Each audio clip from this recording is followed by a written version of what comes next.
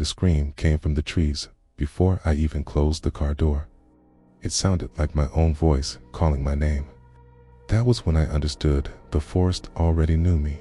I had driven 6 hours to reach Black Hollow Campground, a place that barely existed on maps and did not exist in conversation. The road ended in dirt and fog. Pine trees stood packed together like a wall, their tops swallowed by low cloud. The air smelled wet and old, like something breathing under leaves. No birds, no wind.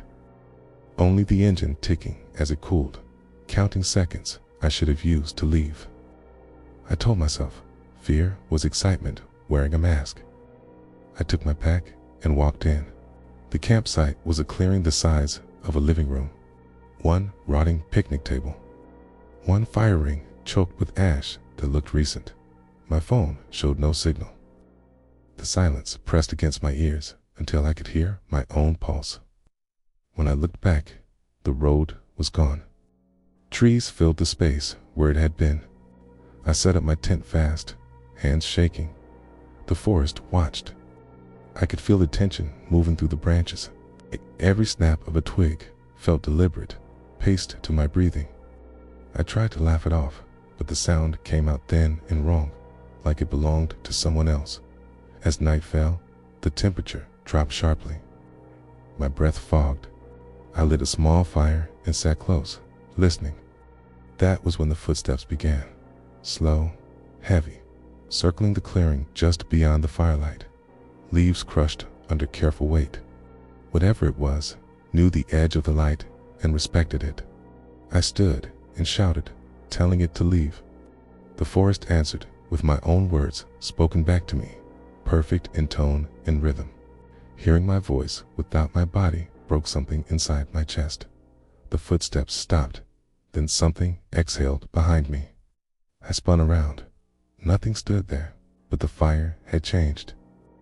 The flames bent inward, leaning toward the trees as if pulled by invisible hands. Shadows stretched too long and twisted into shapes that resembled kneeling figures. I fled into my tent and zipped it shut. The fabric trembled as something brushed against it. Its fingertips traced slow lines along the outside, testing. The pressure was gentle, patient, squeezed my eyes shut and counted my breaths.